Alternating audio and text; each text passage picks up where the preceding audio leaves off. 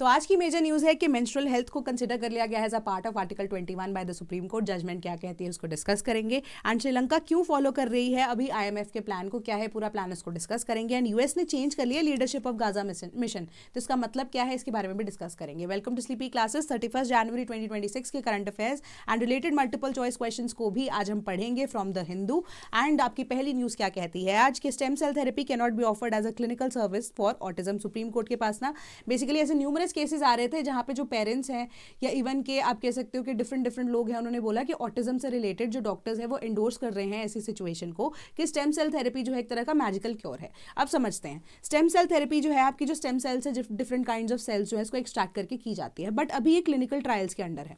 ठीक है, तो क्लिनिकल ट्रायल्स है मतलब अभी किसी तरह की साइंटिफिक बैकिंग की जब हम बात करते हैं वो एग्जिस्ट नहीं करती है। तो सुप्रीम कोर्ट देख रहे हैं कि रिपीटेडली ऐसे केसेस जो हैं बहुत ज़्यादा देखने को मिल रहे हैं कि जहाँ पर जो डॉक्टर्स हैं just to get a certain amount of money, a certain amount भी मतलब large amount of money, and extract करने के लिए वो पैसा पेरेंट्स से, वो क्या कहते हैं कि इसको एज अ मैजिकल जो कह सकते हो क्योर की तरह इसको एंडोर्स करते हैं कि आपका जो बच्चा जो ऑटिस्टिक है, ठीक है, जो डिसऑर्डर है वो क्योर किया जा सकता है स्टेम सेल थेरेपी से, बट इतना पैसा जो है आप हमें प्रोवाइड कर दीजिए एंड इसके अकॉर्डिंगली आपका जो ऑटिज्म है बच्चे का क्लियर हो जाएगा, है ना।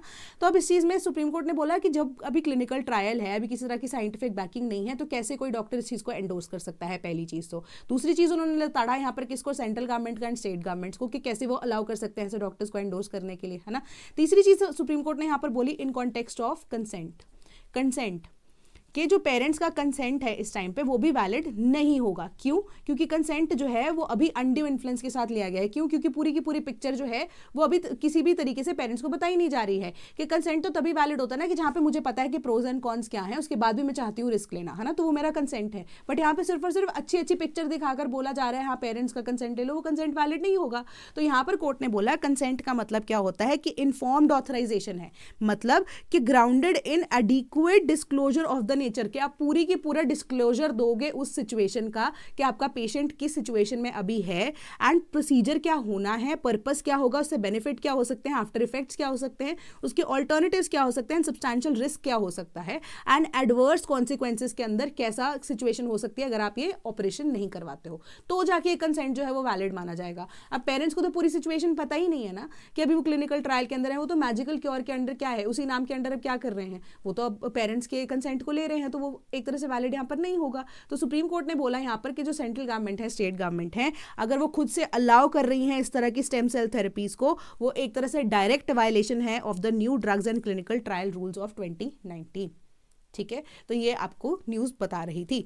तो क्वेश्चन को डिस्कस करते हैं। Consider the following pairs. पहला है प्लूरीपोटेंट सेल्स जाइगोट, एग्जांपल है, ठीक है। Then multipotent cells embryotic stem cells, then totipotent cells haemopoietic stem cells. Then how many pairs are correctly matched? तो इसका करेक्ट आंसर है option number D, none of them. ठीक है, तो अब हमारे पास ये एग्जांपल जो है बेसिक साइंसेस से हैं, टोटीपोटेंट सेल। ठीक है, अब वो डिफरेंट टाइप ऑफ जो आप जो एक स्पेसिफिक सेल बोल सकते हो उसको टोटीपोटेंट इसलिए बोलते हैं। उसका बेस्ट एग्जांपल है जाइगोट। कैसे कि अब जाइगोट जो है इनिशियली अब वो कैसे एक सिंगल सेल से शुरू होता है, ठीक है, वो सिंगल सेल से बढ़ते बढ़ते पूरे बेबी की यहाँ पे फॉर्मेशन कर देता है ना, तो मतलब किसी भी तरह का रूप ये ले सकता है, इसलिए उसको टोटीपोटेंट सेल बोल रहे हैं। अब यहाँ पे प्लूरीपोटेंट सेल बोल रहे हैं। अब दोनों के बीच का डिफरेंस समझो। टोटीपोटेंट मीन्स कि किसी भी टाइप का, प्लूरीपोटेंट मीन्स कि डिफरेंट टाइप्स का, बट वो डिफरेंट टाइप्स आपको यहाँ पर एग्जांपल दी गई हैं। ठीक है, कौन से एक्टोडर्म, एंडोडर्म एंड मीजोडर्म। यहाँ पर हमारे पास एम्ब्रियोनिक स्टेम सेल्स होते हैं। ठीक है, एम्ब्रियो के अंदर आप कह सकते हो जो स्टेम सेल्स एग्जिस्ट करते हैं वो प्लूरीपोटेंट सेल्स हैं। देन मल्टीपोटेंट सेल्स में भी स्पेसिफिकली आपको हेमाटोपोएटिक स्टेम सेल्स जो है उसका एग्जांपल दिया गया है। क्यों? हेमाटो वर्ड जहां पर आ गया मतलब हेमोग्लोबिन, रेड ब्लड से रिलेटेड है, मतलब ये आरबीसीज, डब्ल्यूबीसीज, प्लेटलेट्स के अंदर यहाँ पर डिवाइड कर सकते हैं, मतलब ये आपके बोन मैरो के अंदर एग्जिस्ट कर रहे हैं। एंड स्पेसिफिक सेल जो लीनियर जिसके अंदर आप स्पेसिफिकली ब्लड रिलेटेड डिजीजेस को क्योर करते हो ना, तो मल्टीपोटेंट सेल्स जो है वो स्टेम सेल थेरेपी के अंडर यहाँ पे जनरली रेकमेंड किया जाता है। ओलिगोपोटेंट सेल्स की जब बात करते हैं, वो अब डिफरेंट तरह के self and renewal type of cells होते हैं। दो तरह के सेल्स हैं, इसमें लिम्फोइड स्टेम सेल्स बोलते हैं, जिसके अंदर B cells and T cells आपके जो कैंसर की ट्रीटमेंट के लिए यूज होते हैं। तो स्टेम सेल्स आजकल कोई भी जब बच्चा पैदा होता है, स्टेम सेल्स उनके प्रिजर्व करने के लिए यहाँ पर बोला जाता है कि बैंक में उसको रखवा दीजिए पहले से ही, कि आपकी जो लीनिएज है उसके अंदर आगे आने वाले टाइम में भी एंड पीछे भी, ठीक है, कोई अगर एग्जिस्टिंग व्यक्ति है, किसी को कैंसर है, तो बी एंड टी सेल्स जो एक्सट्रैक्ट करके स्टेम सेल से हम उनको क्योर यहाँ पर कर सकते हैं। There is a possibility of doing that, है ना। तो वो अब किस वजह से, ओलिगोपोटेंट सेल्स की वजह से होता है। देन यूनिपोटेंट सेल्स जो एक तरह के सेल में है, जो कि स्किन की यहाँ पे एपिडर्मल स्टेम जो सेल्स हैं जो प्रोड्यूस करते हैं स्किन को, वो उसी को सक्षम है बनाने के लिए। ठीक है, आई होप आपको समझ आया होगा। देन आंध्र प्रदेश ने रिजेक्ट किया है proposal to share Krishna water on 50-50 basis. Telangana ने यहाँ पर रिक्वेस्ट किया था आंध्र प्रदेश को कि 50-50 बेसिस पे जो वाटर है उसको शेयर कर लेते हैं। ठीक है, तो यहाँ पर ऑन द कॉन्ट्ररी यहाँ पर उन्होंने मना कर दिया है। उन्होंने बोला है कि जो अब हमारे पास कृष्णा वाटर डिस्प्यूट्स ट्राइब्यूनल था उसके अकॉर्डिंगली जो अवार्ड दिया गया था ये तो बिल्कुल उसके अगेंस्ट है कि जो सरप्लस वाटर है यहाँ पर, ठीक है, कि जो डाइवर्जन की यहाँ पर बात की जा रही थी वो फ्लड वाटर की एंड सरप्लस वाटर की जा रही थी फ्रॉम पोलावरम प्रोजेक्ट। तो वो हमारे किसी तरह के स्टेट्स को यहाँ पर कोई बेनिफिट तो नहीं दे रहा था, तो एक्स्ट्रा वाटर हम आपको यहाँ पर देने के लिए तैयार थे। प्लस उन्होंने यहाँ पर रिक्वेस्ट की है कि सेंट्रल वाटर कमीशन को कि आप नॉर्म्स बना दीजिए कि एलोकेशन कैसे किया जाना है of the remaining water of Krishna and Godavari river basins. तो ये सिंपल सी न्यूज थी, क्वेश्चन को डिस्कस करते हैं। With reference to inter water state disputes in India consider the following statement. पहली स्टेटमेंट कह रही है river boards act provides for the establishment of river boards for the regulation and development of interstate river and river valleys. Second, अब high courts of the involved states have exclusive jurisdiction in the respect of interstate water disputes. Third, the Krishna Water Dispute Tribunal was the first interstate water dispute tribunal to be set up. How many statements is or are correct? तो इसका correct answer है again option number B. ठीक है, पहली और तीसरी statement आपकी correct है कि आपकी जो सेकंड स्टेटमेंट में ना हाई कोर्ट के पास पावर नहीं होती है। अब सेंट्रल गवर्नमेंट को यहाँ पर बोला गया ना, ये देखो आपको न्यूज़ में क्या बोल रहा है, सीडब्ल्यूसी के पास ये रिपोर्ट गई है ना। सीडब्ल्यूसी किसके, सेंट्रल गवर्नमेंट के अंदर काम करती है। तो सेंट्रल गवर्नमेंट में स्पेसिफिकली पार्लियामेंट जो है इसके पास यहाँ पर may provide that neither the supreme court nor any other court, ठीक है, वो किसी तरह की ऐसे जुरिस्डिक्शन को यहाँ पर एक्सरसाइज नहीं कर सकता है अगर कोई भी डिस्प्यूट या कंप्लेंट आती है तो डायरेक्टली वो रिवर बोर्ड्स एक्ट के अंडर ही एड्रेस की जाएगी। एंड द पार्लियामेंट ने अब यहाँ पर रिवर बोर्ड्स एक्ट को और इंटरस्टेट वाटर डिस्प्यूट्स एक्ट को इसी वजह से इनैक्ट किया है। तो मतलब यहाँ पर हाई कोर्ट्स या सुप्रीम कोर्ट ऑफ इंडिया के पास किसी भी तरह की एक्सक्लूसिव जुरिस्डिक्शन जो है इंटरस्टेट वाटर डिस्प्यूट्स को आप कह सकते हो टेकअप करने की नहीं है। वेयरएज रिवर बोर्ड्स एक्ट जो है वो एस्टैब्लिशमेंट किसकी है, रिवर बोर्ड से रिलेटेड, ताकि जो डेवलपमेंट रेगुलेशन हो सके इंटरस्टेट वाटर की एंड रिवर वैलीज की। तो इसका काम क्या है, सेंट्रल गवर्नमेंट के द्वारा इनको यहाँ पर बनाया जाता है on the request of the state governments and concern. यहाँ पर क्या होता है कि जो भी एडवाइस रिक्वायर्ड रहता है उसको यहाँ पर वो दे सकते हैं। Then Krishna water dispute tribunal जो है 1969 में हुआ था, फर्स्ट ऐसा इंटरस्टेट वाटर डिस्प्यूट ट्राइब्यूनल था। कावेरी वाटर डिस्प्यूट ट्राइब्यूनल जो है वो 1990 के अंदर एस्टैब्लिश किया गया था। ठीक है, तो ये आपकी न्यूज बताती है। Then Sri Lanka to stick to IMF part despite cyclone blow. तो अब क्या हुआ, सबसे पहले हम यहाँ पर ना थोड़ी सी कहानी मैं आपको ये बता देती हूँ। आईएमएफ आपको पता है ना कि हमने पहले भी डिस्कस किया कि फर्स्ट लाइन ऑफ डिफेंस पहले वो कैसे जो है लोन्स देते हैं, फिर सेकंड एंड थर्ड, है ना, हमने डिस्कस किया था। पहला जो सबसे पहला उनके पास आइडिया क्या होता है लोन देने के लिए, कि जो उनके इनिशियल इन्वेस्टर्स के थ्रू उनके पास पैसा आता है जो उसी के बेसिस पे वो लोन देते हैं, है ना। तो अब यहाँ पर क्या है कि आईएमएफ, मैंने ये पहले भी आपको बात बताई थी कि आईएमएफ जो है जब भी किसी को लोन देता है उसके साथ टर्म्स एंड कंडीशंस आती हैं जिसके ऊपर फॉलो करना ही पड़ता है किसी भी कंट्री को। तो आपको ये चीज़ भी पता होगी कि अब जो श्रीलंका है, जब उसकी हम बात कर रहे हैं कि साल 2022 के अंदर, ठीक है, हम्बनतोता पोर्ट को लेकर चाइना के साथ बहुत ज़्यादा मेजर यहाँ पर झगड़ा भी हुआ, सिचुएशन भी खराब हुई एंड उसके बाद इकोनॉमिक क्राइसिस जो है श्रीलंका के अंदर आ गए। एंड अब आप देखोगे कि साइक्लोन दितवा जो है वो भी आ चुका है। मतलब साल 2004 के बाद से ऐसी वर्स कंडीशन या ऐसा कोई आप कह सकते हो कि नेचुरल कैलामिटी श्रीलंका के पास अभी 2025 के अंदर लेटेस्ट आई है, ठीक है, जिसके अंदर मेजॉरिटी ऑफ द इंफ्रास्ट्रक्चर वो उजड़ चुका है। ठीक है, उसके बाद अब सिचुएशन क्या है, 2004 एंड 2025 वाली मैंने आपको बता दी नेचुरल कैलामिटी, 2022 के अंदर अब श्रीलंका जो है वो इकोनॉमिक क्राइसिस से जूझ रहा था। तो वो जाता है आईएमएफ के पास। ठीक है, वहां पर अब क्या होता है कि वहां पे जो करंट प्रेसिडेंसी होती है वो यहाँ पर अपने आप को सक्षम नहीं समझती है। फाइनली वो ट्राई करते हैं पैसा अरेंज करने के लिए, नहीं हो पाता है ना। तो अब प्रेसिडेंट जो है वो स्टेप डाउन कर देते हैं। नए प्रेसिडेंट जो यहाँ पर इलेक्ट होते हैं तो उसके बाद वो क्या करते हैं, आईएमएफ से यहाँ पर हेल्प करते हैं, मांगते हैं। तो आईएमएफ उनको इन रिटर्न यहाँ पर क्या बोलता है कि 2023 के अंदर हम आपको लोन दे देते हैं, बट आपको यहाँ पर क्या फॉलो करना पड़ेगा, आपको स्ट्रिक्ट होना पड़ेगा। स्ट्रिक्ट होना पड़ेगा इन द सेंस कि आपको हाई टैक्सेस लगाने पड़ेंगे एंड आप जो ह्यूमैनिटेरियन प्लस जो आपकी सोशल स्कीम्स है ना वो आप किसी भी तरीके से लागू नहीं करेंगे। तो उन्होंने बोला कि आपको थोड़ा स्ट्रिक्ट होना पड़ेगा अपनी जो जनता जनार्दन के साथ, चाहे आपको हाई टैक्सेस यहाँ पर लेवाई करने पड़े, प्लस जो आप सोशल गवर्नमेंट यहाँ पर सोशल स्कीम्स चला रहे हैं या इवन की आप कह रहे हो कि डेवलपमेंट के नाम पे सरकार यहाँ पर हाई स्पेंडिंग कर दे, वो चीज़ नहीं करनी है आपको। To which the government also agreed, although वहाँ की जनता जो है वो खुश नहीं थी उस टाइम पे भी, बट चलो it was manageable. High taxes and even के जो लो सब्सिडीज एंड एवरीथिंग जो भी वहाँ की गवर्नमेंट प्रोवाइड करती है वो सबके ऊपर चल रही थी। मतलब मतलब जो सरकार है वो फालतू खर्चा यहाँ पर कम कर रही थी अपना, वेरेज उनको इनकम बढ़ाने की यहाँ पर जरूरत थी। In short and lemon terms में आपको ये बता रही थी। अब साल 2025 के अंदर थोड़ा बहुत यहाँ पर रिकवरी होना शुरू हुआ था, अब साइक्लोन दितवा आ जाता है। अब जो लोन दिया गया है IMF के द्वारा, उसके अंदर यहाँ पर अब आपका जो सपोज कीजिए ह्यूमैनिटेरियन एड, आप सोशल स्कीम जो है वो नहीं चला सकते, क्योंकि आपके पास एक लिमिटेड पैसा ही जो है सरकार कह रही हूँ IMF ने आपको प्रोवाइड किया है ना, तो वो पैसे को आप किसी भी तरह से ह्यूमैनिटेरियन एड के अंदर नहीं यूज कर सकते हो, ठीक है। तो अब यहाँ पर प्रॉब्लम क्या आती है कि वहाँ की जो जनता है वो बोल रही है कि हमारा तो सब कुछ उजड़ चुका है, कि हम आपको हाई टैक्सेस कैसे पे करें, कि सरकार हमारे लिए कुछ भी यहाँ पर हेल्प करने के लिए सक्षम नहीं है। तो अब सरकार जो है वो गुहार लगाती है IMF के पास। गुहार तो लगाती ही क्या क्या है, मतलब एक तरह से डिप्लोमेसी यहाँ पर गवर्नमेंट ऑफ यू कैन से श्रीलंका ने के लिए, and on the other way around result उसका क्या निकल के आता है, IMF and the government of Sri Lanka they are both willing कि यहाँ पे किसी भी तरह से ह्यूमैनिटेरियन एड हम प्रोवाइड करने के लिए सक्षम नहीं है। एंड IMF की कही हुई बात पे, जो कि इनिशियल यहाँ पर जो ऑफर जो था वही स्टैंड करता है अभी, ठीक है, यानी कि अभी भी हाई टैक्सेस लिवाए होंगे एंड किसी भी तरह का ह्यूमैनिटेरियन एड श्रीलंका की गवर्नमेंट प्रोवाइड नहीं करेगी, जिससे अब अगेन जनता जो है वो यही चाहती है, या उनका एक बेसिक पॉइंट यहाँ पर यही है कि IMF का प्लान, यानी कि IMF के रिप्रेजेंटेटिव आप बन चुके हो, कि आप हमारी यहाँ पर सरकार को लीड कर रहे हो, बट आप एक IMF के रिप्रेजेंटेटिव हो, कि आप भूखमरी के टाइम पे या जो भी ऐसी सिचुएशन है जहाँ पे मेडिकल बिल्स भी पे करने हैं एंड इतना सारा इंफ्रास्ट्रक्चर खराब हो चुका है, किसी को प्रॉपर यहाँ पर खाने के लिए कुछ चीज़ें नहीं मिल पा रही हैं, इतना सारा कुछ हो चुका है ना, वर्स्ट कैलामिटी यहाँ पर एक तरह से 2004 के बाद अब हुआ है ना। तो उस टाइम पे भी गवर्नमेंट हमारा सपोर्ट नहीं कर सकती जस्ट बिकॉज कि उन्होंने लोन किसी एक गवर्नमेंट से लिया हुआ है ना। तो इसी वजह से ये जो प्रॉब्लम है वो अभी तक बढ़ती जा रही है, ये जो सिनारियो जो है वो बढ़ता जा रहा है, खराब सिचुएशन बढ़ती जा रही है आप कह सकते हो। तो अब जो लोग हैं वहाँ के they want relieve of some kind, ठीक है। तो अब इंडिया ने भी यहाँ पर ह्यूमैनिटेरियन एड तो पहुंचाई थी, बट कितना ही हेल्प कर सकते हैं हम भी, है ना। तो उसके बाद चलो थोड़ा बहुत मन यहाँ पर IMF का भी पसीज गया है। तो आप देखो कि $200 मिलियन जो है रैपिड फाइनेंसिंग इंस्ट्रूमेंट फैसिलिटी के द्वारा यहाँ पर अर्जेंट बैलेंस ऑफ पेमेंट्स को एडजस्ट करने के लिए, फिस्कल प्रेशर्स को एडजस्ट करने के लिए जो IMF ने वो श्रीलंका के लिए यहाँ पर अलाउ कर दिए हैं कि आप यूज़ कर लीजिए इन पैसों को, ठीक है। उसके अलावा कुछ नहीं यहाँ पर बताया गया आपको। क्वेश्चन को डिस्कस करते हैं।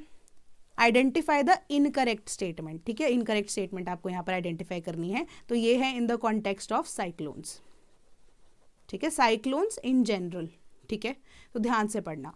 Only some cyclones develop N eye. Second, the temperature inside the eye of a cyclone is nearly 10 degrees lesser than that of the surroundings. The energy that intensifies the storm comes from the condensation process in the towering cumulonimbus clouds surrounding the center of the storm. Extratropical cyclones move from west to east, but tropical cyclones move from east to west. Which of the statement above is or are correct की जगह यहाँ पर अब एक ही incorrect statement है, ठीक है। कौन सी है वो आपको रिकॉग्नाइज करनी पड़ेगी। तो हमारे पास करेक्ट आंसर है अगेन ऑप्शन नंबर बी, ठीक है।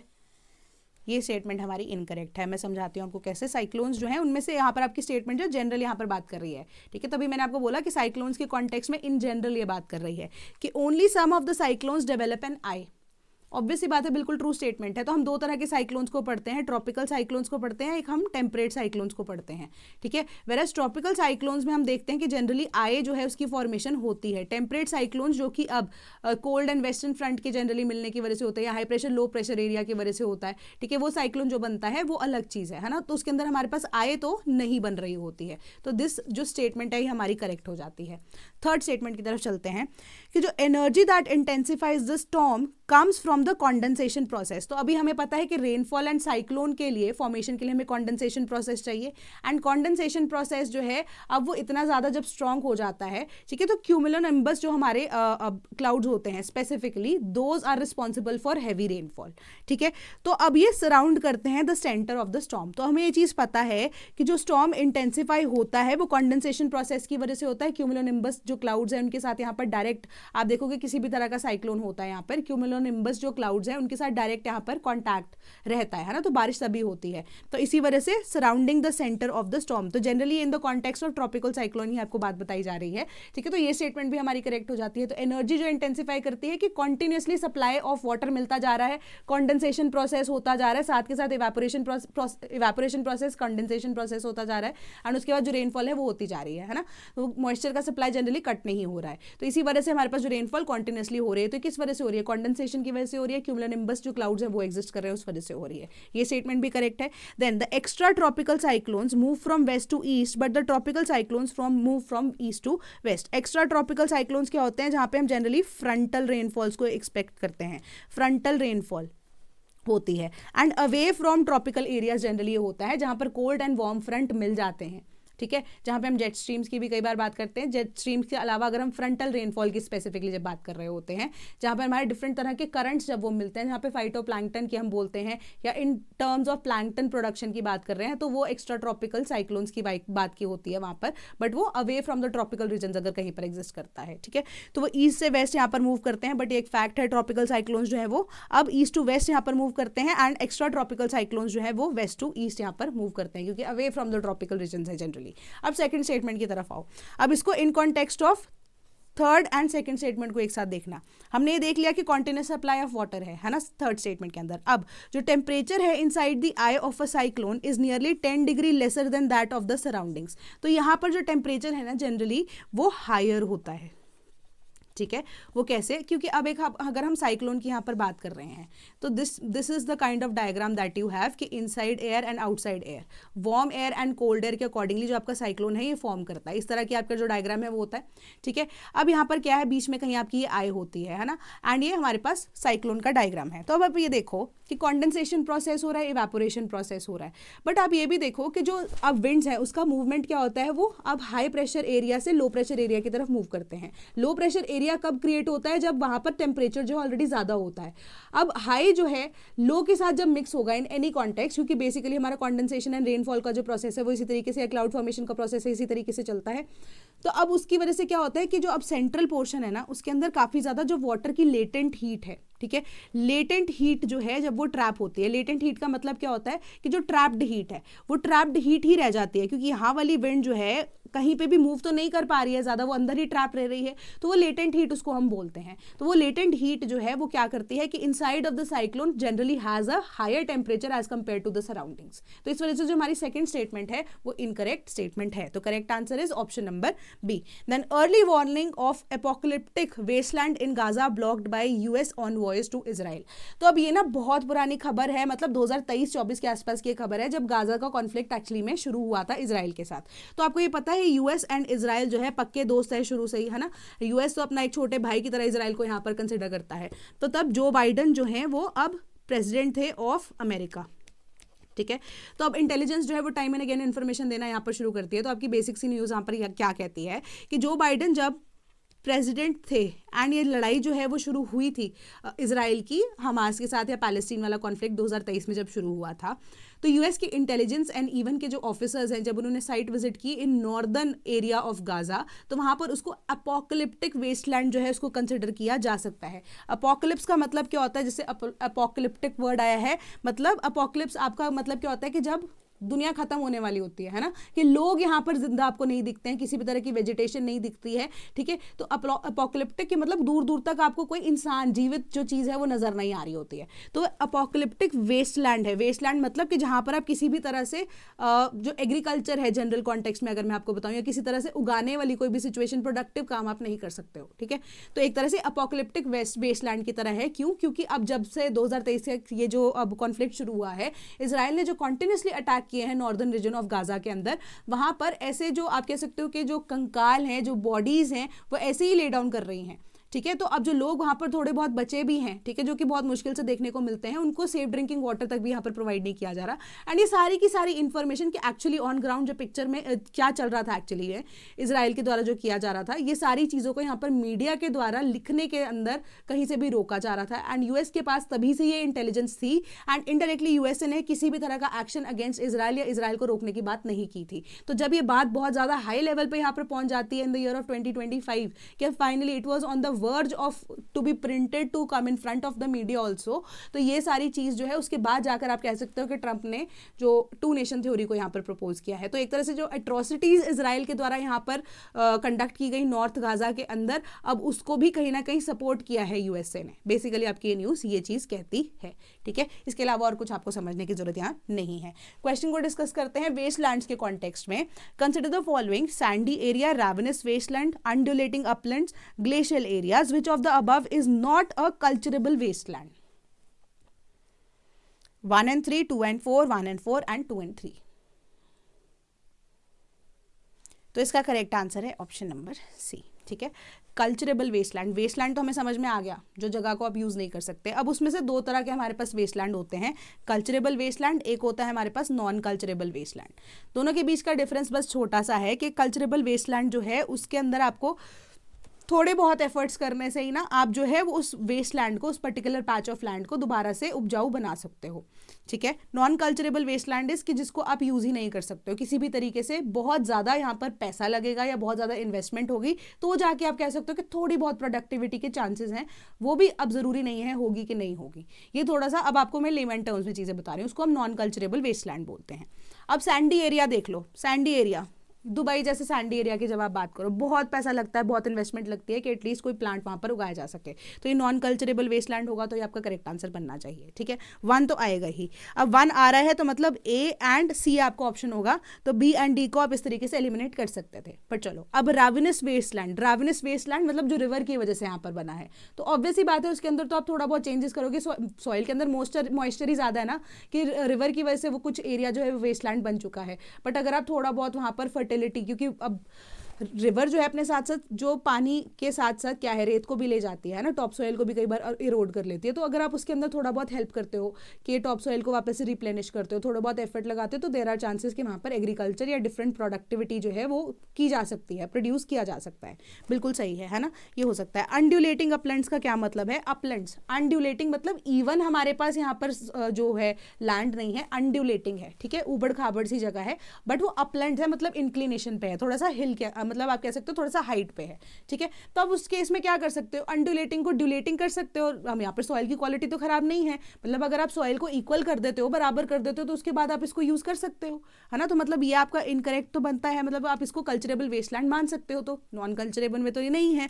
ग्लेशियल एरियाज, यहाँ पर अब आपके पास परमानेंट या ग्लेशियल एरियाज जहाँ पर हैं, जब तक वहाँ पर आप कह सकते हो कि पूरी तरीके से ग्लेशियर या मेल्ट नहीं हो जाता या स्नो मेल्ट नहीं हो जाती, तो उस एरिया के अंदर आप कहाँ तक, तब तक वहाँ पर कोई कल्चरेबल वेस्टलैंड, उसको भी आप वेस्टलैंड को कल्चरेबल बना सकते हो, है ना। तो यहाँ पर इसके अंदर भी बहुत ज़्यादा इन्वेस्टमेंट लगेगी, प्लस क्लाइमेट चेंज जो है वो भी एग्जिस्ट करेगा, तो ये भी हमारा करेक्ट आंसर का पार्ट था। तो हमारा correct answer is option number C. ठीक है, तो इन डिटेल इसको पढ़ लेना जब मैं पीडीएफ शेयर करूंगी आपके साथ टेलीग्राम ग्रुप पे। Then Iran wants to make a deal to avoid military action, reiterates Trump. तो अब ट्रंप का यहाँ पर ये कहना है कि ईरान हमसे सिर्फ इसलिए बात करना चाहता है क्योंकि वो चाहते हैं कि हम उनके ऊपर अटैक ना करें, बट अगर डील साइन हो जाती है तो वेल एंड गुड, अगर डील साइन नहीं होती तो वेनेजुएला से भी बुरा हाल यहाँ पर होगा। देन ग्रेटर आर्माडा की यहाँ पर बात रिपीट की गई है। Then US changes leadership of Gaza mission amid uncertainty overall, कि यूएस की जो मिलिट्री एंड सिविलियन लीडर्स है ना, वॉशिंगटन की फ्लैगशिप मिशन फॉर गाजा, उनके जो रोल्स हैं, जो एग्जिस्टिंग लीडर्स थे, उनको स्टेप डाउन करने के लिए कह दिया गया है।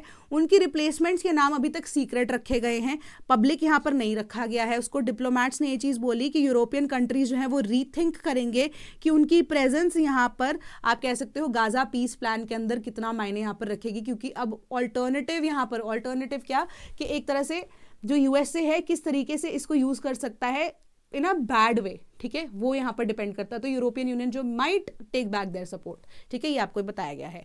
Then menstrual health in the schools is an integral right to life, Supreme Court की स्टेटमेंट आई है।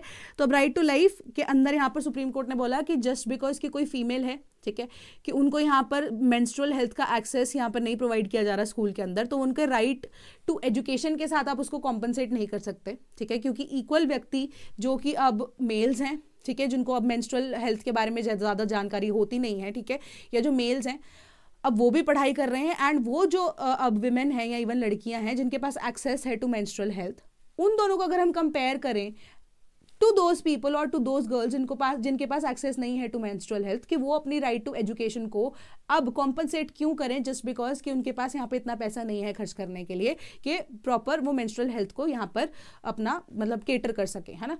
तो यहाँ पर सुप्रीम कोर्ट ने उस चीज़ को यही चीज़ पे कहा है कि स्पेसिफिकली अगर देखा जाए तो मेंस्ट्रुअल हेल्थ जो है अब जो स्कूल्स हैं उसके अंदर भी इनकलकेट किया जाना चाहिए कि मेंस्ट्रुअल हेल्थ मैनेजमेंट के प्रोसेस के लिए स्कूल के अंदर स्पेसिफिकली ऐसे वेंडिंग मशीन्स जो हैं वो तो ऑलरेडी लगी हुई हैं, एक स्पेसिफिक कॉर्नर वहाँ पर बनाया जाएगा जहाँ पर अब जो रिक्वायर्ड चीज़ें होंगी वो प्रोवाइड की जाएंगी फ्री ऑफ कॉस्ट। एंड जो सैनिटरी नैपकिन्स होंगे वो कौन से होंगे, ऑक्सो बायोडिग्रेडेबल सैनिटरी नैपकिन्स। तो कल ना मैं एक शायद सोशल मीडिया पे पढ़ रही थी कि किस तरीके के सैनिटरी नैपकिन्स हैं कि प्लास्टिक जो है उसको वापस यहाँ पे प्रमोट करने की बात की जा रही है। तो जजमेंट आपको यह आंसर जो है मिल रहा है जनरली कि ऑक्सो बायोडिग्रेडेबल सैनिटरी नैपकिन्स होंगे। तो मतलब इसका क्या है कि जो सैनिटरी नैपकिन्स है उसके अंदर मेटालिक सॉल्ट्स को ऐड कर दिया जाएगा ताकि जो अब पोल्यूशन जो है लॉन्गर टर्म के लिए ना कॉज हो सके एंड जो प्लास्टिक्स है वो जल्दी से बायोडिग्रेडेबल या बायोडिग्रेड हो सके। ठीक है, तो लॉन्गर टर्म के लिए इसका इंपैक्ट नहीं होगा। तो अब पोल्यूशन को भी ध्यान में रखा गया है सुप्रीम कोर्ट की जजमेंट के अंदर स्पेसिफिकली। प्लस उन्होंने यहाँ पर बोला है कि जो आपकी मेल स्टाफ है, मेल फैकल्टीज़ हैं, कि एटलीस्ट उनको भी थोड़ा सा आप बोलिए कि ध्यान रखेंगे इस चीज़ का कि they must also be aware of the fact कि अब ऐसी सिचुएशन अगर आती है तो कैसे उसको डील करना है, रादर देन कि ये टैबू को केटर करना या किसी की डिग्निटी जो है उसको यहाँ पर कम कर देना, तो उसको भी यहाँ पर सही तरीके से तो नहीं मान्यता दी जाएगी। तो मल्टीपल ऐसी यही चीज़ों को यहाँ पर रिपीट किया गया है कि जो हम टाइम एंड अगेन सुनते आते हैं कि मेंस्ट्रुअल हाइजीन जो है अगर कोई भी लड़की है अगर अपने पर्सनल स्पेस में यहाँ पर कैरी आउट करना चाहती है, that personal space must be given to her. तो जो रिक्विजिट चीज़ें हैं वो यहाँ पर प्रोवाइड की जानी चाहिए। प्लस यहाँ पर बोला गया है सुप्रीम कोर्ट के द्वारा कि सेंट्रल गवर्नमेंट या स्टेट गवर्नमेंट कोई भी स्कूल के अंदर अगर ऐसी चीज़ नहीं होती तो स्ट्रिक्ट एक्शंस एंड पेनल्टीज आपके ऊपर लगेंगी। प्लस अगर प्राइवेट स्कूल्स के अंदर ये ऑर्डर के कंप्लायंस नहीं होती है तो आपके लाइसेंसेज जो है वो कैंसिल होंगे या आपको डीरिकॉग्नाइज भी किया जा सकता है। तो आप खुद सोच लीजिए, आपको ये काम जो है वो करना ही पड़ेगा कि हम राइट टू एजुकेशन को कॉम्पनसेट नहीं कर सकते हैं at any cost with the menstrual health. ठीक है, कि कोई भी व्यक्ति है उसको इक्वल अधिकार है तो वो इक्वल अधिकार यहाँ पर एग्जिस्ट करना चाहिए। Then great deal of enthusiasm for European Union deal to be implemented this year. Piyush Goyal ji की स्टेटमेंट थी, ठीक है, उनका इंटरव्यू भी था, उसके अकॉर्डिंगली उन्होंने यही चीज़ बोली कि ऐसे 24 यूरोपियन कंट्रीज जो हैं उनके हमारे पास आइडिया यही है कि हम जो अब एग्रीमेंट साइन हुआ है उसके अकॉर्डिंगली उन्हीं की लैंग्वेज के अंदर उसको ट्रांसलेट करके फटाफट से भेज दें। And France is the country जो कि मोस्ट ईगर है to sign this free trade agreement. तो जल्दी से जल्दी इसको ट्रांसलेट करके भेजना वापस ज़रूरी है कि इसके बाद जाकर अब देर आर चांसेस कि इस साल के अंदर अंदर हम तो किसी भी तरीके से मौका नहीं गंवाएंगे कि जो यूरोपियन यूनियन से जो हमारा फ्री ट्रेड एग्रीमेंट है कि वो अभी 2026 से भी लेटर ऑन स्टेज पे जाए। ठीक है, कि इस साल के अंदर अंदर हम उसको किसी भी तरीके से कोशिश करेंगे कि एप्लीकेबल हो। प्लस जो दोनों साइड्स हैं, मतलब यूरोपियन यूनियन की जो 27 कंट्रीज़ हैं प्लस इंडिया, दोनों ही इतने एंथुजियास्टिक हैं कि फाइनली इसको यहाँ पर पास किया जा सके। देन यूजीसी के इक्विटी रूल्स जो है flow from article 15 mandate to remedy historical injustice. तो बेसिकली यहाँ पर क्या है, सेम रेपिटेशन है कल वाली न्यूज़ की कि जो अब आपके जो यूजीसी के नॉर्म्स हैं उसके अकॉर्डिंगली आर्टिकल 15 में आपको ये चीज़ बोला गया है कि किसी भी तरह की डिस्क्रिमिनेशन नहीं होनी चाहिए based on caste, creed, religion and gender and everything, है ना। बट यहाँ पर सुप्रीम कोर्ट ने बोला कि जो लैंग्वेज आप लोगों ने यूज़ की दैट स्पेसिफिकली पोर्ट्रेज के सिर्फ और सिर्फ ऐसे ही व्यक्ति जो कि माइनॉरिटी से बिलोंग करते हैं उनके ऊपर ही एट्रॉसिटीज़ कमिट होती हैं। ठीक है, एट्रॉसिटीज़ जो है किसी और व्यक्ति के ऊपर भी कमिट हो सकती है जो जनरल कैटेगरी के ऊपर है, बट जो जनरल कैटेगरी है आपने स्पेसिफिकली यहाँ पर और ज़्यादा डिवाइड यहाँ पर क्रिएट कर दिया है बच्चों के बीच में। आप ये चीज़ को पहले प्रिज्यूम करके चल रहे हैं कि कास्ट सिस्टम बहुत ज़्यादा हैवीली प्रैक्टिस किया जा रहा है in the universities of India, तो ये चीज़ तो पहले से एग्जिस्ट नहीं करती है, अब आपने उनके दिमाग में डाल दी है। तो इसी वजह से प्रोटेस्ट शुरू हो गए एंड कास्ट सिस्टम जो है जो कि अभी इतने सालों से हमने मेहनत की थी उस चीज़ को यहाँ पर खत्म कर दिया गया है। ठीक है, कि उसके ऊपर असर जो है लोगों का यहाँ पर पड़ेगा। कि अब कल वाला एग्जाम्पल उन्होंने दिया कि कोई भी ऐसे जनरल कैटेगरी का जो व्यक्ति है, ठीक है, जो कि अभी फर्स्ट ईयर में यहाँ पर जा रहा है, उसकी रैगिंग अगर कोई माइनॉरिटी वाला जो स्टूडेंट है जो कि उसका सीनियर है अगर वो करता है तो सीनियर के ऊपर तो कंप्लेंट किसी भी एंगल से यहाँ पर नहीं हो सकती ना। तो अब यूजीसी की गाइडलाइंस जो है अपने आप में ही यहाँ पर बहुत ज़्यादा डिस्क्रिमिनेशन को दर्शाती हैं। ठीक है, तो आर्टिकल 15 जो है उसके अकॉर्डिंगली जो इनजस्टिस है यहाँ पर in terms of wordings and applicability and implementation हो रहा है। तो ये चीज़ यहाँ पर सुप्रीम कोर्ट ने कही एंड अबियंस में ही है अभी ये रूल्स पूरे के पूरे 2012 के जो रूल्स है यूजीसी के वही चल रहे हैं।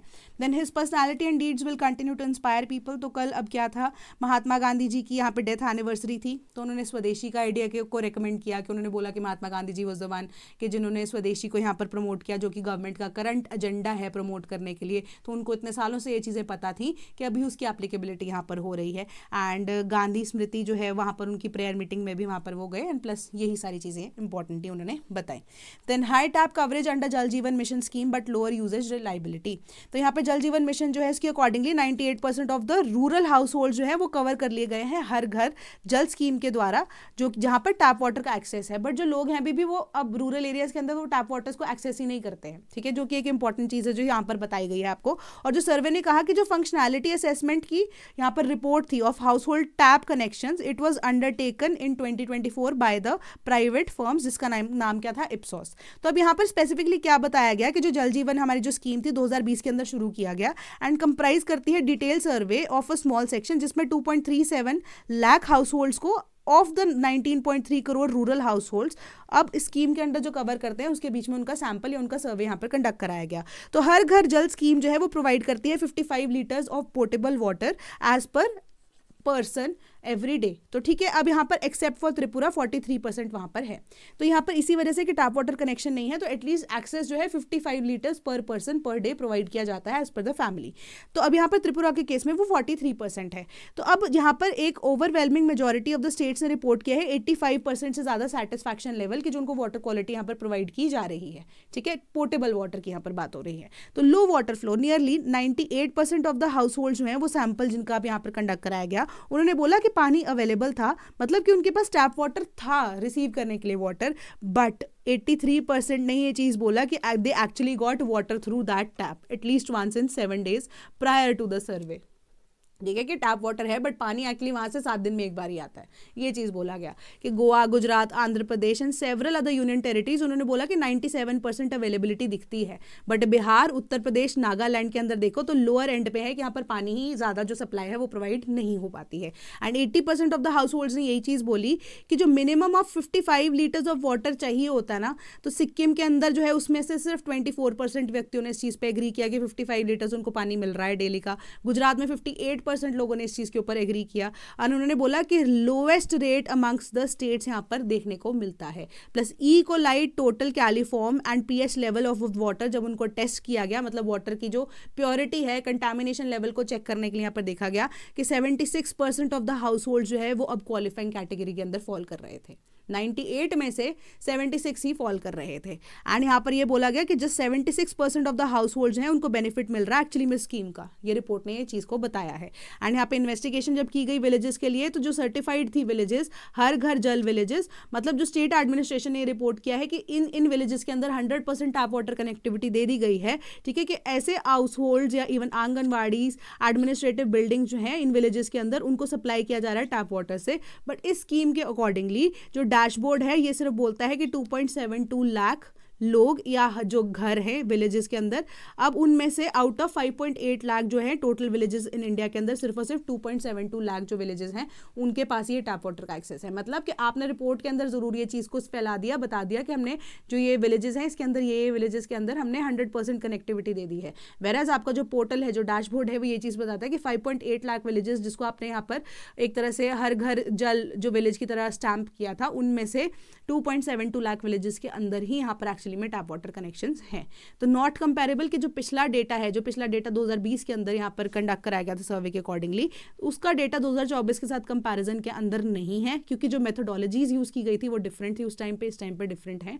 तो इसके अकॉर्डिंगली आप कंपेयर नहीं कर सकते दोनों डेटास को। Then AI summit is attracting global interest, says Vaishnaw के इस बार जो है ऑल इंडिया इम्पैक्ट जो एआई का है वो समिट 2026 में यहाँ पर ministry of electronics and information technology के द्वारा फरवरी 16 से 20 के अंदर ऑर्गेनाइज कराया जा रहा है, दिल्ली के अंदर ही, है ना। तो उन्होंने यहाँ पर ये बोला कि जो इंडस्ट्री है वो बहुत ज़्यादा एंथुजियाज्म के अंदर है एआई इकोसिस्टम को डेवलप करने के लिए इंडिया के अंदर, एंड देयर आर चांसेस कि हम इन्वेस्टमेंट्स को यहाँ पर अप टू $70 बिलियन की जो इन्वेस्टमेंट्स हैं हम अट्रैक्ट कर पाएँ। ठीक है, then 35% geographies to be logged into region specific AI. तो ये न्यूज़ जो है आपको यही बोल रही है कि कल हमने जो इको सर्वेज के अकॉर्डिंगली बात की थी रिगार्डिंग द एआई बबल, उस एआई बबल के अंदर ना थोड़ी बहुत ही वार्निंग ये रिपोर्ट जो है वो भी बताती है।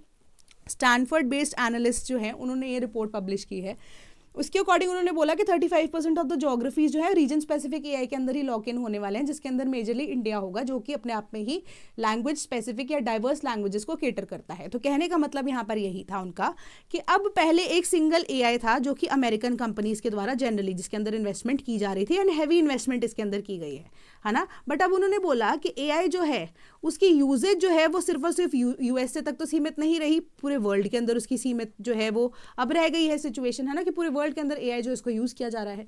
बट उन्होंने बोला कि अब वो लोग बोल रहे हैं, जो कंट्रीज बोल रहे हैं कि हम यूएसए के अंदर जो कंपनीज है उसके अंदर ही क्यों या उन्हीं का बनाया हुआ एआई क्यों यूज करें। बल्कि हम अपना खुद का AI यहाँ पर यूज़ करेंगे। उसके अंदर हमारे को फ़ायदा क्या होगा यहाँ पर कि एक तो हम लोकल लैंग्वेजेस जो हैं इसको इनकलकेट कर सकते हैं, प्लस हम जो इन्वेस्टमेंट्स है अगर वो भी अट्रैक्ट कर सकते हैं, या सरकार खुद से भी अगर इन्वेस्ट करने में सक्षम है तो वो कर सकते हैं। तीसरी चीज़ उसका फ़ायदा क्या होगा कि गवर्नमेंट का कंट्रोल उसके डेटा के ऊपर या उसकी जनरेशन के ऊपर ज़्यादा होगा। अब ये कंट्रोल वाले पर्सपेक्टिव से आप स्टोरी याद करो ग्रॉक की, ठीक है, जिसके अंदर यहाँ पर अब जो मिनिस्ट्री है उसको बहुत ज़्यादा पापड़ बेलने पड़े थे just to make Grok agree, या आप कह सकते हो ट्विटर एग्री कि हाँ उन्होंने गलती की है कि पोर्नोग्राफिक कंटेंट जो है वो यहाँ पर क्रिएट करके दे रहे थे, विच वाज फाइन और valid in USA up to some extent, but वो इंडिया की पॉलिसीज़ के साथ यहाँ पर एग्री नहीं करता था, ठीक है, ये जो गवर्नमेंट पॉलिसीज़ के साथ कंप्लायंस में नहीं था, है ना। तो यही सेम चीज़ है कि गवर्नमेंट जो है ग्रेटर कंट्रोल या डिजिटल कंट्रोल को यहाँ पर प्रैक्टिस कर सकती है। तो इसी वजह से आने वाले टाइम में अगर सरकारें चाहती हैं कि लोकल या रीजनल AIs जो हैं वो बने, तो एटलीस्ट गवर्नमेंट अगर खुद से चाहती है तो 1% ऑफ द GDP जो है उनको इन्वेस्ट करनी पड़ेगी, ठीक है, बाय 2029, कि अपनी अपनी कंट्री की 1% ऑफ द GDP अगर वो इन्वेस्ट करते हैं तो अब वो बना सकते हैं रीजनल AIs को। तो इससे क्या होगा कि USA बेस्ड कंपनी जो इनिशियली इतनी हैवी इन्वेस्टमेंट करके बैठ चुकी हैं, चांसेस आर कि उनके अंदर लोग अब इतना ज़्यादा इंटरेस्ट ना लें, ऑल्दो उसकी यूजेज होगी बट इतनी ज़्यादा यूजेज में भी आने वाले टाइम में उसकी नहीं होगी, ये आपको ये रिपोर्ट कहती है, ठीक है। तो अब यहाँ पर कहने का मतलब यही है कि अगर इंडिया का AI समिट जो है यहाँ पर होस्ट किया जा रहा है तो 70 बिलियन की अगर हम इन्वेस्टमेंट यहाँ पर $70 बिलियन की इन्वेस्टमेंट अगर हम एक्सपेक्ट कर रहे हैं तो maybe there are chances कि हम लोकल लैंग्वेजेस में AI को यहाँ पर खुद से इंट्रोड्यूस कर सकें, which will be a proud moment for India also, है ना, कि उसके ऊपर रिसर्च एंड डेवलपमेंट टाइमली अगर हो सके तो ये चीज़ यहाँ पर आपको बताई जा रही है, ठीक है। देन सियोन ईस्ट वेस्ट जो कनेक्टर रोड है रीओपन होगी जुलाई के अंदर। तो बॉम्बे का आप कह सकते हो सिचुएशन, ब्रिटिश एरा का सियोन ब्रिज जो है इसको बंद किया गया था 2 साल पहले, ट्रैफिक कंडीशन को देखते हुए अब उसको यहाँ पर आप कह सकते हो कि रीस्टोर या रिफर्बिश किया गया है, दोबारा से इसको आप कह सकते हो थोड़ा सा बेटर तरीके से इसको बनाया जा रहा है क्योंकि ताकि ट्रैफिक सिचुएशन को ये हैंडल कर पाए, एंड जुलाई के अंदर ये वापस से ऑपरेशनल हो जाएगा, ठीक है। ये आपकी सिंपल सी न्यूज़ थी आज। कोई भी डाउट होता है तो कमेंट सेक्शन में मुझे बेझिझक पूछ लेना। टेलीग्राम ग्रुप तो एग्जिस्ट करता ही है, बिल्कुल शांत रहते हो आप टेलीग्राम ग्रुप में, मुझे बहुत बुरा लगता है, ठीक है, कि हर बार मैं ही कुछ ना कुछ भेजती जा रही हूँ, कुछ पूछती जा रही हूँ, बट आप लोग यहाँ पर कुछ भी रिस्पॉन्स नहीं देते हो, ठीक है, बहुत बुरा लगता है मेरे को कई बार। चलो अब हमारी जो नेक्स्ट न्यूज़ है वो ये कहती है कि FPI आउटफ्लोज जो है at a 5-month high of 35,962 crore rupees, कि यहाँ पे वीक अर्निंग्स, रुपी डेप्रिसिएशन, वही सेम कहानी यहाँ पर बताई जा रही है आपको, है ना, कि 35,962 करोड़ जो है इंडियन इक्विटी से जनवरी से लेके अब तक आप देखो कि निकल चुका है, जनवरी के अंदर ही निकाल दिया गया है। अब उसके पीछे का रीज़न क्या है कि फॉरेन इन्वेस्टर्स, एक इंपॉर्टेंट पॉइंट इसमें ऐड हुआ है, मैं आपको बताती हूँ कि रुपी जो है, इंडियन रुपी जो है डेप्रिसिएशन होती जा रही है, इन्वेस्टमेंट यहाँ पर नहीं हो रही है, डोमेस्टिक मार्केट अच्छे से परफॉर्म नहीं कर पा रही है, बट अब वही फॉरेन इन्वेस्टर्स जो पैसा पता है कहाँ इन्वेस्ट कर रहे हैं, फिलीपीन, आप कह सकते हो कि इवन जापान के एंड लग्जमबर्ग की जो डोमिसाइल फंड्स है उसके अंदर तो कर ही रहे हैं, बट इंडिया की जो इक्विटीज़ मार्केट है उसको लिक्विडेट करने के बाद वो इंडिया के ही म्यूचुअल फंड्स के अंदर उसको इंक्रीज कर रहे हैं, इन्वेस्ट कर रहे हैं उस पैसे को, जो कि अपने आप में बहुत ऐसे अजीब सी बात है, सिचुएशन है, ठीक है। तो अब इसी के ऊपर यहाँ पर फोकस किया जा रहा है कि मेजरली की जो इन्वेस्टमेंट्स है, जो इक्विटीज़ हैं, ठीक है, उसको किस तरीके से वापस से FDIs को अट्रैक्ट किया जा सके। देन कोस्ट गार्ड, चाइना के कोस्ट गार्ड ने पेट्रोल किया है islands held by Japan almost daily last year. तो यहाँ पे सेनकाकू आइलैंड्स की बात हो रही है, ड्यूगो आइलैंड्स जिसको आप बोलते हो, ठीक है। तो पिछले 1 साल के अंदर ईस्ट चाइना सी के अंदर स्पेसिफिकली चाइना ने डेली सेनकाकू आइलैंड्स को यहाँ पर पेट्रोल किया है। देन NSE जो है वो अपना खुद का IPO यहाँ पर लॉन्च करने वाला है, कि 4-5 साल से NSE ट्राई कर रहा था कि सेबी जो कि मार्केट रेगुलेटर है उनसे परमिशन यहाँ पर सीख कर सके, एंड फाइनली कल उनको ये परमिशन मिल चुकी है, एंड अब अपना IPO यहाँ पर लॉन्च करेंगे, ठीक है। तो which is again a good moment और a good situation for national stock exchange, ठीक है। तो ये आपकी न्यूज़ थी। देन 2026-2027 के जो बैचेज हैं for UPSC state PCS as well as optional, so हमारे पास अवेलेबल हैं, and if you wish to become a part of the sleepy family तो आप हमारे टोल फ्री नंबर 1800-890-3043 पे कॉन्टैक्ट कर सकते हैं, या cp.class@gmail.com पे हमें ईमेल भी कर सकते हैं। एंड कल में अगर आपको बताऊँ तो UP PCS के लिए आपका जो मेंस की डेट है वो भी निकल चुकी है, प्लस प्रीलिम्स 2026 की जो डेट है दैट इज 6 दिसंबर। तो आपको तैयारी तो अब शुरू करनी ही पड़ेगी, ठीक है। तो we'll be coming up with you can say crash batch, ठीक है, कि अगर आप फाउंडेशन का पार्ट यहाँ पर नहीं बनना चाहते, प्रीलिम्स का हिस्सा बनना चाहते हो, बाय एंड ऑफ टुडे या टुमारो मॉर्निंग मे बी आपके पास एक ऐसा बैच होगा जो कि UP PCS के प्री क्रैश का हिस्सा होगा, कि सिर्फ प्रीलिम्स ही आप उसमें कवर कर पाओगे, and at a very reasonable cost, okay. तो अगेन मैं आपको इसके बारे में इन्फॉर्मेशन यहाँ पे प्रोवाइड करती रहूंगी, एंड तैयारी आप अपनी शुरू कर लीजिए। एंड हरियाणा PCS के लिए भी अब आप कह सकते हो कि डेट आ आ चुकी है, आपका पेपर जो है, नोटिफिकेशन जो है वो आप कह सकते हो 6 फरवरी ऑनवर्ड्स आप रजिस्ट्रेशन अपनी शुरू कर सकते हो। आई गेस 28 फरवरी तक आपके लास्ट डेट है ना फॉर फिलिंग द फॉर्म, तो वो चीज़ भी टाइमली आप कर लेना, ठीक है। देन बिहार की अब पेपर की डेट भी मोस्ट प्रोबेबली जनरली आने वाली होगी, तो उसके ऊपर भी थोड़ा सा ध्यान रहेगा अभी। तो तब तक आप अपनी तैयारी जो है वो चलते रहिए, शुरू करते रहिए। यूपीएससी की तैयारी साइमल्टेनियसली कर रहे हैं तो नोटिफिकेशन में भी फर्स्ट वीक ऑफ फरवरी में आने के चांसेस मुझे ऐसा लग रहा है कि होंगे, ठीक है। तो नोटिफिकेशन इस बार डिले करने के पीछे का रीजन यही होगा कि पैनिक थोड़ा सा क्रिएट किया जाए, प्रेशर थोड़ा एक्स्ट्रा बिल्ड किया जा सके, मे भी कोई और रीजन भी हो, बट मेरे अकॉर्डिंगली ऐसे जो बच्चों की साइकी को चेक करने के लिए कई बार जो एग्जामिनर्स है ना ये सारी चीज़ें जो है उसको भी यूज़ करते हैं कि एक्चुअली में जो सीरियस या नॉन सीरियस कैंडिडेट्स हैं अपने आप में काफ़ी हद तक वो छट जाए, ठीक है। तो ये थोड़ा सा तरीका होता है, टैक्टिक्स होते हैं। तो तैयारी अपनी रखना है यहाँ पर, अच्छे से वापस से पढ़ना शुरू कर दो अगर छोड़ा हुआ है बिल्कुल। तो ये जो 3-4 महीने हैं ना, एटलीस्ट दे कैन मेक और मार योर लाइफ, ठीक है। तो you have to make your life, you do not have to regret. आप अटेम्प्ट दीजिए, नहीं होगा ज़्यादा क्लियर क्या हो जाएगा, है ना, नेक्स्ट ईयर तैयार करना, बट अच्छे से तैयारी करना, ठीक है। कि मौका जो है उसको पहली बात तो गंवाना यहाँ पर नहीं चाहिए, बट स्टिल तैयारी अपनी तरफ से पूरी रखिए। बाकी जो आपकी किस्मत में होगा, थोड़ा सा लक फैक्टर भी यहाँ पर इंपॉर्टेंट रोल प्ले तो करता ही है, ठीक है। तो मेहनत अपनी पूरी रखिएगा। That is all from my side today, thank you so much.